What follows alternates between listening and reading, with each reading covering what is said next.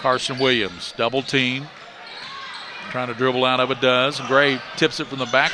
And Carson Williams slams it home, and they get the whistle and the foul. Oh, my goodness. That is a top 10 right there. Crank it back, young fella. 22 for Carson Williams. Tell me he just didn't do that, Gary Ball. He did that. That was Michael Jordan-like.